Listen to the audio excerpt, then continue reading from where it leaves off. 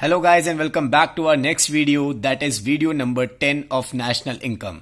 Today we will be going to cover the topic items included or not included in national income. Most of you ignore this topic just because आप लोग सोचते हैं कि numericals ही पूछे जाते हैं national income से, but ऐसा नहीं है. ये टॉपिक इग्नोर करने वाला नहीं है क्योंकि बोर्ड में 4 से 6 नंबर की 4 to 6 मार्क्स की जो थ्योरी भी पूछी जाती है नेशनल इनकम में, वो बहुत इंपॉर्टेंट है और वो इसी टॉपिक से ज्यादातर पूछी जाती है. तो आप इस टॉपिक को इग्नोर नहीं कर सकते हैं. इसको आप शुरू से लेकर आखिरी तक इस वीडियो को ध्यान से देखिए क्योंकि ये topic board point of view से बहुत इंपॉर्टेंट है.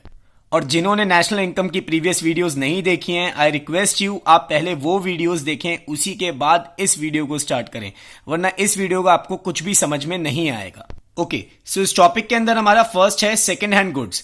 क्या सेकेंड हैंड गुड्स इंक्लूड होंगे या इंक्लूड नहीं होंगे नेशनल इनकम में? मैंने आपको पहले ही क्रॉस लगा रखा है इस पे. Second hand goods national income में इंक्लूड नहीं होंगे. क्यों नहीं होंगे? क्योंकि जब second hand goods national income में इंक्लूड होंगे तो हम उनकी 2 बार काउंटिंग कर लेंगे, डबल काउंटिंग. ठीक है, तो जो मेरी प्रीवियस वीडियो है डबल काउंटिंग की, मैं उसी के बारे में बात कर रहा हूं. आप डबल काउंटिंग कर लेंगे क्योंकि ये पहले से ही नेशनल इनकम में इंक्लूड हो चुके होंगे. फॉर एग्जांपल, आपके फ्रेंड ने एक बाइक ली थी 50,000 रुपीज की. ठीक है, तो अब जो 50,000 रुपीज की उन्होंने बाइक ली, वो बाइक ऑलरेडी नेशनल इनकम में एक्सपेंडिचर मेथड, क्योंकि उन्होंने एक्सपेंडिचर करा ना, तो एक्सपेंडिचर मेथड के अंदर इंक्लूड हो गई होगी. अब आप उनसे वो बाइक मान लो खरीदते हो, फॉर एग्जांपल से, ऐसा होता नहीं है बट 50,000 में ही आप उनसे वो बाइक ले लेते हो. ठीक है, नेक्स्ट डे या नेक्स्ट टू नेक्स्ट डे 50,000 में वो सेम बाइक आप उनसे परचेज कर लेते हो. सेकंड हैंड गुड हो गया ना, वो उन्होंने एक बार खरीद दिया, फिर आप उनसे खरीद रहे हो, पर 50,000 का ही खरीद रहे हो, तो वो इंक्लूड नहीं होगा क्योंकि ऑलरेडी जब उन्होंने 50,000 की वो बाइक खरीदी थी तो वो इंक्लूड हो चुका था नेशनल इनकम में. सिमिलरली ये बात ध्यान रखना इस चीज में कि सेकेंड हैंड गुड्स की वैल्यू इंक्लूड नहीं होगी, पर अगर आप दोनों के बीच में कोई ब्रोकर होता जिसे आप में से कोई भी कमीशन दे रहा होता, ब्रोकरेज दे रहा होता, तो वो इंक्लूड होता नेशनल इनकम में. फॉर एग्जांपल, आपने बाइक खरीदने के लिए मिडलमैन को, जो ब्रोकर है, उसको आपने 2,000 का कमीशन दिया. अब वो कमीशन जो है वो उसकी प्रोडक्टिव सर्विस, ब्रोकर की प्रोडक्टिव सर्विस के बदले में आप उसे दे रहे हैं. तो जब भी प्रोडक्टिव सर्विस होगी तो वो फैक्टर इनकम होगी, तो ब्रोकर की फैक्टर इनकम है, तो वो तो इंक्लूड होगी नेशनल इनकम में. इसी तरीके से अगर बाइक पे कोई भी प्रॉफिट या लॉस होता है, ठीक है, 50,000 की चीज थी, अगर आप उससे 45 में खरीदते हो तो वो 5,000 रुपए का जो लॉस है, जिसे हम डेप्रिसिएशन कहते हैं वैसे, क्योंकि fall in the value of bike, fall in the value of asset है ना, डेप्रिसिएशन. या फिर 50,000 की चीज आप 55,000 में खरीद लेते, फॉर एग्जाम्पल, वो जो 5,000 का प्रॉफिट होता है, ये चीजें नेशनल इनकम में इंक्लूड होंगी. तो प्रॉफिट, लॉस या ये ब्रोकरेज या कमीशन, ये इंक्लूड होता है, but actual value of second hand goods national income में इंक्लूड नहीं होती है. अब आप अगर सेकेंड देखेंगे तो इनकम फ्रॉम इलीगल एक्टिविटीज. अब इनकम फ्रॉम इलीगल एक्टिविटीज जो है, इलीगल एक्टिविटीज क्या क्या होती हैं? वो एक्टिविटीज जो गवर्नमेंट मना करती है करने के लिए, पर फिर भी कुछ लोग करते हैं और उससे मनी अर्न करते हैं. ठीक है, अब इलीगल एक्टिविटीज में आप देख लीजिए, कोई नकली दवाइयों का काम कर रहा है, प्रोडक्शन कर रहा है, उनको मार्केट में बेच रहा है, या फिर कोई स्मगलिंग कर रहा है. ठीक है, किसी भी टाइप की स्मगलिंग कर रहा है.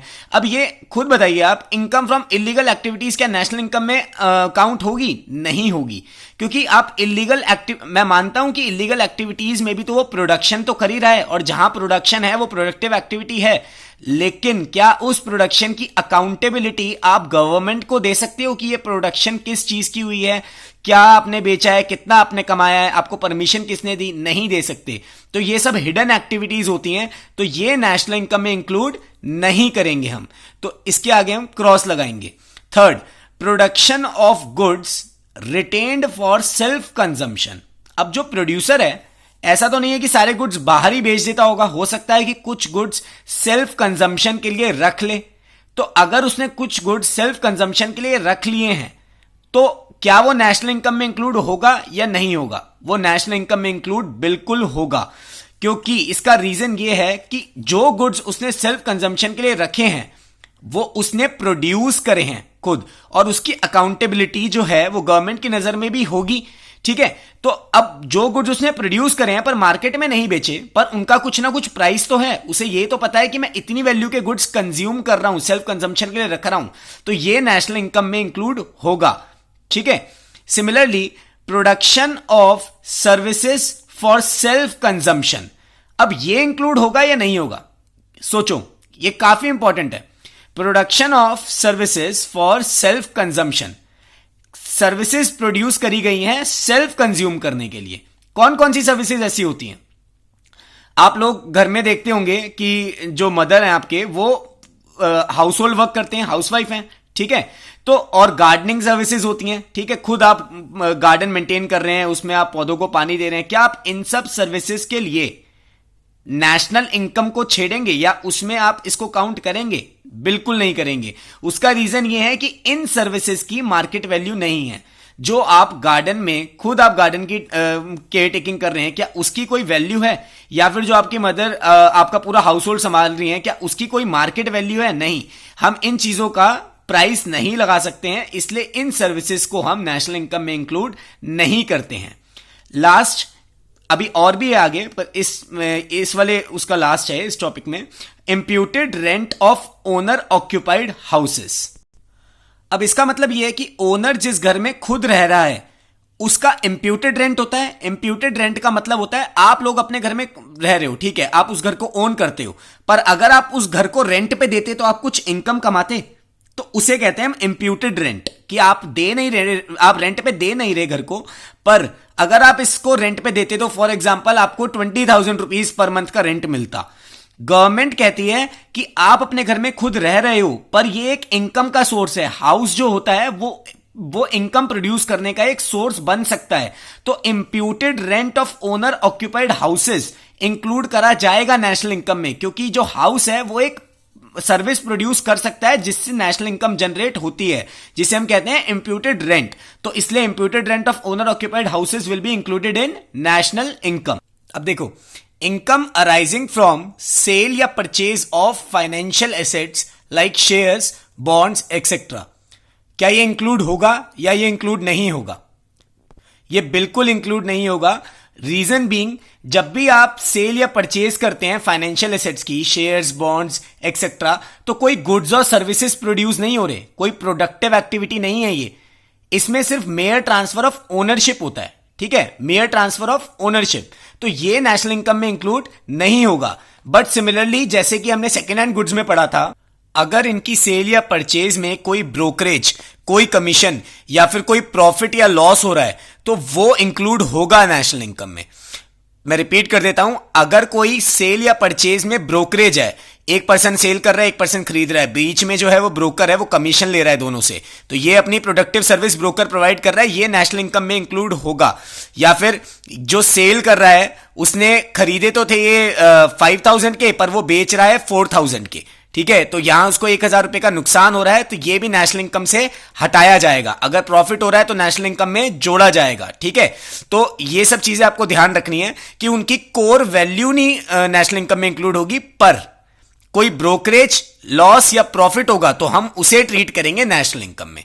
अब नेक्स्ट देखिए, विंडफॉल गेन्स, ठीक है, विंडफॉल गेन्स। अब आपको नाम से क्या पता लग रहा है, इसके नेम से कैसा आपको लग रहा है कि क्या होगा विंडफॉल गेन्स? हाँ, जो मतलब ऊपर से एकदम से फॉल करते हैं, टपक के एकदम से हमको कुछ गेन हो जाता है, ठीक है, मतलब झटके से एकदम पैसा आना। तो ऐसा कब होता है? लॉटरी में होता है, या आपने कोई हॉर्स रेस में पैसा लगाया हो, ठीक है, तो इन सब में होता है। तो आप बताइए क्या ये इंक्लूड होगा नेशनल इनकम में? कोई सिंपल सी एक चीज है, अगर आपको ये चीज जज करनी है कि ये इंक्लूड होगा या नहीं होगा, आप सबसे पहले पता लगाइए क्या कोई प्रोडक्टिव सर्विस, प्रोडक्टिव एक्टिविटी हुई है या नहीं हुई है। क्या लॉटरी में कोई प्रोडक्टिव एक्टिविटी हुई है? कोई गुड्स एंड सर्विसेज प्रोड्यूस हुए हैं? कोई प्रोडक्टिव सर्विसेज गई हैं? नहीं। तो या हॉर्स रेस में कोई प्रोडक्शन हुई है? नहीं।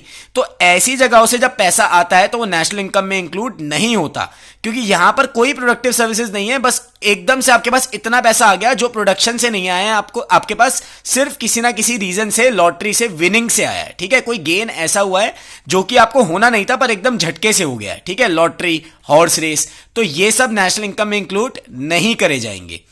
अब नेक्स्ट देखिए, payment out of past savings. ये इंपॉर्टेंट है। आपके पास पास्ट सेविंग्स है, ठीक है, अब आप उसमें से सामान खरीद रहे हैं, चाहे आप खर्चा कर रहे हैं पर आप पास्ट सेविंग्स में से खर्चा कर रहे हैं, क्या ये इंक्लूड होगा या नहीं होगा नेशनल इनकम में? आप लोग सोचो इसके बारे में। Payment out of past savings, आपके पास पुराना पैसा पड़ा है, आप उसको मार्केट में फ्लो में ला रहे हो, क्या नेशनल इनकम में ये चीज इंक्लूड होनी चाहिए या नहीं होनी चाहिए? ये नेशनल इनकम में इंक्लूड नहीं होगा। उसका रीजन ये है कि ये पास्ट सेविंग्स में से दिया जा रहा है, पास्ट वेल्थ में से दिया जा रहा है, जो आपके पास पैसा जुड़ा हुआ है, और ये current flow of goods and services में कुछ ऐड नहीं कर रहा। क्या ये कुछ current flow of goods and services में ऐड कर रहा है? क्या कोई करंट प्रोडक्शन हो रही है, कोई करंट प्रोडक्टिव एक्टिविटी हो रही है? नहीं, ये पास्ट एक्टिविटीज से कमाया हुआ पैसा है और ये अब करंट एक्टिविटीज में यूज करा जा रहा है। कोई करंट एक्टिविटीज या कोई current goods and services produce नहीं हो रहे हैं, तो payment out of past savings हमारा इंक्लूड नहीं होता है नेशनल इनकम में। नेक्स्ट अगर आप देखेंगे ट्रांसफर इनकम, बहुत सिंपल है, आप सबको पता होगा। मैंने अपनी प्रीवियस वीडियोस में इसके बारे में बहुत डिस्कस किया है, बहुत बार बताया है कि फैक्टर इनकम नेशनल इनकम में इंक्लूड करते हैं, ट्रांसफर इनकम नेशनल इनकम में इंक्लूड नहीं करते। रीजन बीइंग, ट्रांसफर इनकम वो इनकम्स होती हैं जो प्रोडक्टिव एक्टिविटीज रेंडर करे बिना हमको मिलती है। ठीक है, जैसे किसी ने गिफ्ट दे दिया या कुछ भी दे दिया, मनी दे दिया, ठीक है, तो गिफ्ट की फॉर्म में, तो ये इंक्लूड नहीं होती। इसके ऊपर तो ज्यादा डिस्कशन बनता भी नहीं है। अब देखिए नेक्स्ट, थेफ्ट। अब थेफ्ट है, अब आप लोग बताइए, क्या चोर जब चोरी करता है तो कोई प्रोडक्टिव एक्टिविटी करता है? वो क्या चुराता है? कौन सा सामान चुराता है? जो ऑलरेडी परचेज्ड है, जो ऑलरेडी खरीदा हुआ है लोगों ने। जब लोगों ने ऑलरेडी खरीदा हुआ है वो सामान, तो वो ऑलरेडी नेशनल इनकम में इंक्लूड होगा। लोगों ने एक्सपेंडिचर करा होगा तो एक्सपेंडिचर मेथड से इंक्लूड होगा।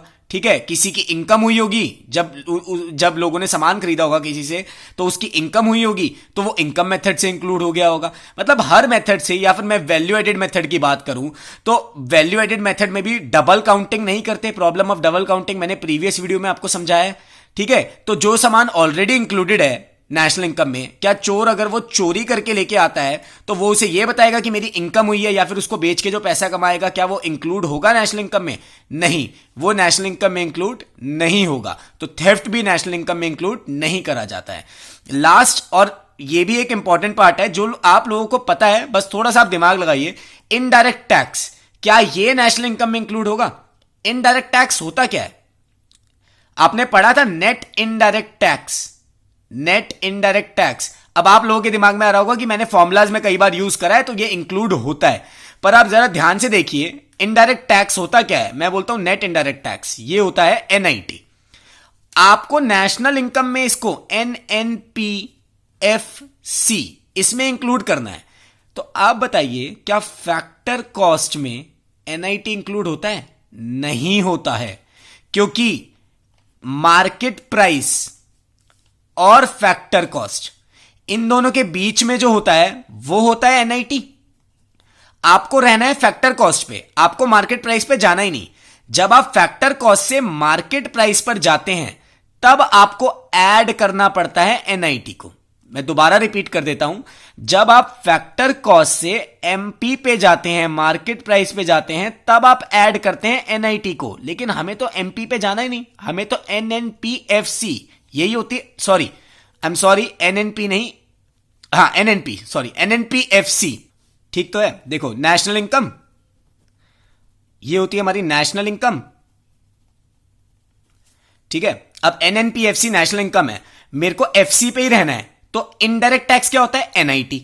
अब ये जो एनआईटी है ये किसके बीच में होता है? एफसी और एमपी। जब मुझे एफसी से एमपी पे जाना होता है ना, तो मैं ऐड करता हूं एनआईटी। मुझे तो एफसी से कहीं पे जाना ही नहीं है, तो मैं एनआईटी को इंक्लूड करूंगा, ऐड करूंगा? नहीं करूंगा। तो इनडायरेक्ट टैक्स भी नेशनल इनकम में इंक्लूड नहीं होता है। सो आज की वीडियो में बस इतना ही। आई होप आप सबको ये वीडियो अच्छे से समझ में आई होगी। नेक्स्ट वीडियो में मैं आपको नेशनल इनकम के कुछ मेन न्यूमेरिकल्स करवाऊंगा, तो प्लीज़ जिन बच्चों ने प्रीवियस वीडियोस नहीं देखी हैं वो प्लीज़ जाकर पहले प्रीवियस वीडियोस देखो, और अगर आपको मेरी वीडियोस अच्छी लगती हैं तो प्लीज़ लाइक करो, शेयर करो, सब्सक्राइब करो, चैनल को प्रमोट करो। Thank you so much for watching these videos. Have a nice day.